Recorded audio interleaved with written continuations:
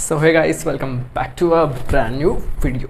तो आज की वीडियो में मैं आपसे बात करने वाला हूँ सिमेट्री और एलिमेंट्स ऑफ सिमेट्री के बारे में, जिसमें सिमेट्री एक छोटा सा टॉपिक है और एलिमेंट्स ऑफ सिमेट्री उसी का एक बहुत बड़ा सा टॉपिक है, जो कि बीएससी फर्स्ट ईयर में लगातार पूछा गया है। ठीक है, तो यही सब हम आज डिस्कस करने वाले हैं। बिना किसी देरी करते हैं वीडियो को स्टार्ट। तो सबसे पहले बात करते हैं सिमेट्री मतलब क्या होता है। ठीक है, एक एग्जाम्पल समझते हैं, ताजमहल। तो ताजमहल है हमारा हाईली सिमेट्रिक बिल्डिंग। ठीक है, हाईली सिमेट्रिक मॉन्यूमेंट, जो कि 7 वंडर्स में आता है। ठीक है, तो मतलब कि ऐसी चीज़ जो कि एकदम परफेक्टली अलाइन हो, परफेक्टली एकदम मेजर्ड हो। फॉर एग्जांपल, अगर ये स्क्वायर है, ये यहाँ से भी इक्वली डिवाइड करोगे तो भी बराबर दिखेगा, यहाँ से भी इक्वल डिवाइड करोगे तो बराबर दिखेगा। तो मतलब इसी को बोलते हैं सिमेट्री। मतलब कि किसी भी चीज़ को एकदम इक्वली डिवाइड कर दो तभी भी वो एकदम मतलब कि परफेक्ट लगे, एकदम यूनिफॉर्म लगे। ठीक है, एकदम रेगुलर लगे, रेगुलरिटी मेंटेन रहे उस ऑब्जेक्ट की, मॉलिक्यूल की या फिर आयन की, जो भी है। अगर केमिस्ट्री के टर्म्स में बात करें, फॉर एग्जांपल ये ताजमहल का टॉप है। अगर ऊपर से देख रहे हैं तो एकदम स्क्वायर बना है। इसको आप यहाँ से अगर बीच से काटोगे तभी भी दोनों साइड इक्वल डिस्टेंस बनेगा, साइड से काटोगे तभी भी दोनों साइड इक्वल डिस्टेंस बनेगा। मतलब यही है हमारी सिमेट्री। सो सिमेट्री मतलब तो हमें पता चल चुका है कि अगर किसी भी ऑब्जेक्ट को या फिर बिल्डिंग को या मॉलिक्यूल को बीच से डिवाइड कर दो या फिर ऊपर से डिवाइड कर दो, कैसे भी करके उसको अगर इक्वली डिवाइड कर दिया तो वो है उसकी सिमेट्री, मतलब कि वो मॉलिक्यूल सिमेट्रिक मॉलिक्यूल है। ठीक है, अब बात करते हैं एलिमेंट्स ऑफ सिमेट्री की। ठीक है, तो बीएससी फर्स्ट ईयर में हमें, और जनरली भी बीएससी फर्स्ट ईयर नहीं, ओवरऑल सिमेट्री में के अंदर हमें 5 तरह के एलिमेंट्स मिलते हैं। ठीक है, पहला है हमारा आइडेंटिटी। ठीक है, दूसरा है हमारा एक्सिस ऑफ सिमेट्री, तीसरा है हमारा प्लेन ऑफ सिमेट्री, चौथा है हमारा सेंटर ऑफ सिमेट्री और पांचवा है हमारा रोटेशन, रिफ्लेक्शन ऑफ सिमेट्री या फिर इम्प्रॉपर एक्सिस ऑफ सिमेट्री। ठीक है, एक एक करके डिस्कस करते हैं सबको। अब बात करते हैं फर्स्ट हमारा आइडेंटिटी की। तो आइडेंटिटी हमारा सबसे आसान एलिमेंट ऑफ सिमेट्री में आता है। ठीक है, वो कैसे? The process of getting the same orientation after the operation is identity. ये एग्जाम में नहीं पूछा जाता है, बस आपको पता रहना चाहिए कि हर, जैसे इंडिविजुअल की अपनी कुछ आइडेंटिटी रहती है, तो हर आइटम या फिर हर ऑब्जेक्ट या फिर हर मॉलिक्यूल में आइडेंटिटी ऑपरेशन पाया ही जाता है। फॉर एग्जांपल, ये एक डस्टर है। ठीक है, अब मैंने इसको 180 डिग्री घुमा दिया। ठीक है, अब मैं अगर इसको फिर से 180 डिग्री घुमा दूंगा तो मेरे पास सेम डस्टर आ जाएगा, सेम ओरिएंटेशन के साथ। तो यही है हमारी आइडेंटिटी।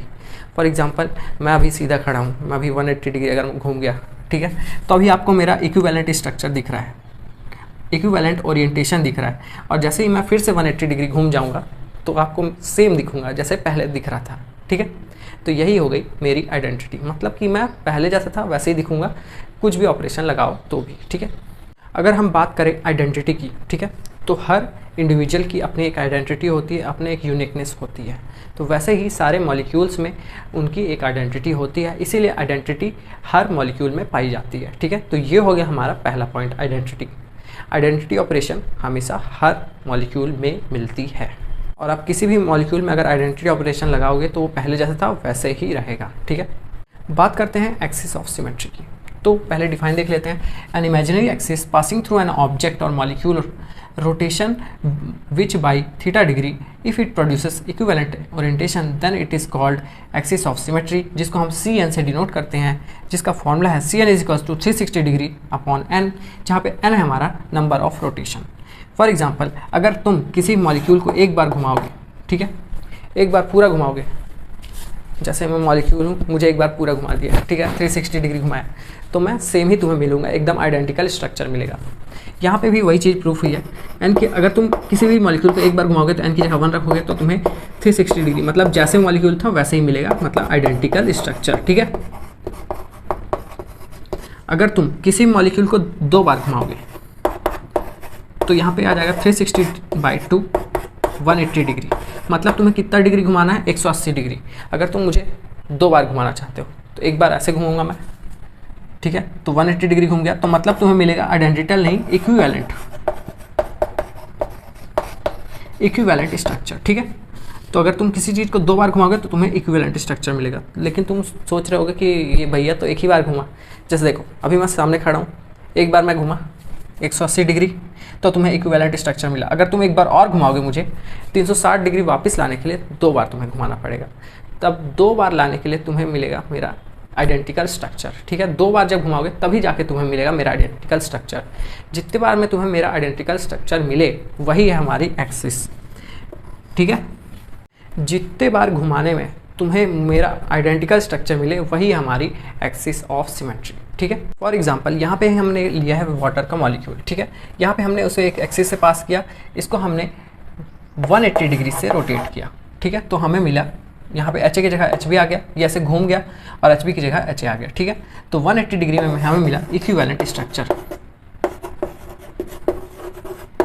अगर किसी भी एक्सिस से पास करने के बाद हमें इक्विवेलेंट स्ट्रक्चर आता है तो मतलब वही हमारी एक्सिस हुई एक्सिस ऑफ सिमेट्री। ठीक है, और अगर एक बार और एक्सिस ऑफ सिमेट्री मैं इसमें अप्लाई कर दूं तो मुझे मिल जाएगा एकदम सेम स्ट्रक्चर। मतलब एक बार फिर से अगर मैं इसको 180 डिग्री वो कर दूं, रोटेट कर दूं, तो हमारे पास आ जाएगा सेम स्ट्रक्चर।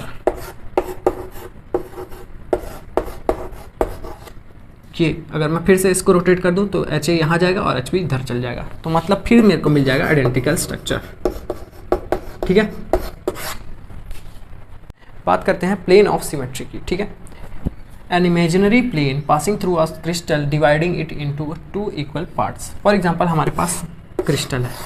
ठीक है, ये कोई क्रिस्टल है अपने पास, ये क्रिस्टल को एक ऐसा प्लेन जो कि क्रिस्टल को 2 इक्वल पार्ट में डिवाइड कर दे, तो ऐसे प्लेन को हम बोलते हैं प्लेन ऑफ सिमेट्री। ये 2 तरह के हो सकते हैं, ये वर्टिकल प्लेन भी हो सकता है या फिर हॉरिजॉन्टल प्लेन भी हो सकता है। मतलब कि ये मॉलिक्यूल को ऐसे भी डिवाइड कर सकता है और ऐसे भी डिवाइड कर सकता है। तो इसी कंडीशन को बोलते हैं प्लेन ऑफ सिमेट्री। मतलब कि किसी प्लेन की मदद से मॉलिक्यूल को काट देना होता है हमारा प्लेन ऑफ सिमेट्री। और ये 2 तरह के होते हैं, वर्टिकल मतलब सीधा सीधा और हॉरिजॉन्टल मतलब टेढ़ा टेढ़ा। ठीक है, बात करते हैं सेंटर ऑफ इन्वर्जन की। ये सबसे आसान लगेगा आपको अभी तक के आइडेंटिटी के बाद। ठीक है, तो यहाँ पे होता ये है, इसको पहले तो आइट से डिनोट करते हैं क्योंकि इसका नाम सेंटर ऑफ इन्वर्जन है। ये एक ऐसा पॉइंट रहता है जहाँ से अगर आप आगे चलो या पीछे चलो तो आपको सेम एटम या फिर सेम डिस्टेंस में सेम चीज़ मिलेगी। फॉर एग्जांपल अगर यहाँ से आप इस साइड जाओ तो एच मिला, तो यहाँ से इस साइड ऊपर जाने में भी एच मिला। सिमिलरली अगर नीचे इस साइड जाओगे तो Cl मिला और इस साइड जाओगे तो Cl मिला। फॉर एग्जांपल अगर आप सोच रहे होगे मेरे अंदर सेंटर ऑफ इन्वर्जन है या नहीं, तो आंसर है नहीं। ठीक है, कैसे? क्योंकि मेरे दोनों हाथ ऊपर अगर मैं करूँगा तो मेरे को दोनों हाथ नीचे नहीं मिलेंगे। ठीक है, दोनों पैर मिलेंगे, तो मेरे अंदर सेंटर ऑफ इन्वर्जन नहीं है। ह्यूमन बॉडी के अंदर सेंटर ऑफ इन्वर्जन नहीं रहता, क्योंकि आप देख सकते हो ये हाथ छोटे रहते हैं, पैर थोड़े लंबे रहते हैं। तो यहाँ पे अगर ये पास में मिल रहा है आपको, ये दूर में मिल रहा है, पर यहाँ पे ऐसा नहीं है। यहाँ पे जितना डिस्टेंस में ये है उतने ही डिस्टेंस पे ये है। ठीक है, लास्ट ऑपरेशन की तरफ बढ़ते हैं। ये थोड़ा डिफिकल्ट है, तो एकदम ध्यान से समझने की कोशिश करना, एकदम धैर्य से। ठीक है, तो इसको पहले डिफाइन पढ़ लेते हैं। Imaginary axis, N imaginary axis passing through a molecule, rotation by theta degree and followed by perpendicular reflection. इसका मतलब क्या कि पहले हम उसको रोटेट करेंगे, फिर हम उसको रिफ्लेक्ट कर देंगे। उसी ऑपरेशन को कहा जाता है इम्प्रॉपर एक्सिस ऑफ सिमेट्री या फिर rotation reflection axis of symmetry. ठीक है, एग्जाम्पल से अगर समझते हैं तो ये बार हमारे पास PCl5 है, जिसमें मैंने क्लोरीन को लेबल कर दिया है Cla, Clb, Clc, Cld और Cle, जिनमें 3 जो क्लोरीन है वो ऐसे हैं, पंखे जैसे हैं। एक पंखे की डंडी, दूसरे पंखे की डंडी, तीसरे पंखे की डंडी, और जो चौथी डंडी है वो आगे है और 5वीं डंडी पीछे है। ठीक है, जो आगे वाली डंडी है उसको मैंने सॉलिड लाइन से शो किया है और जो पीछे है उसको मैंने डैश डैश से शो किया है। ठीक है, तो इसमें अगर 120 डिग्री रोटेट करते हैं इसको तो A इधर आ जाता है, B इधर चल जाता है और C इधर आ जाता है। ठीक है, यहाँ पे आप देख सकते हो A नीचे आ गया, B इधर आ गया और C इधर चला गया।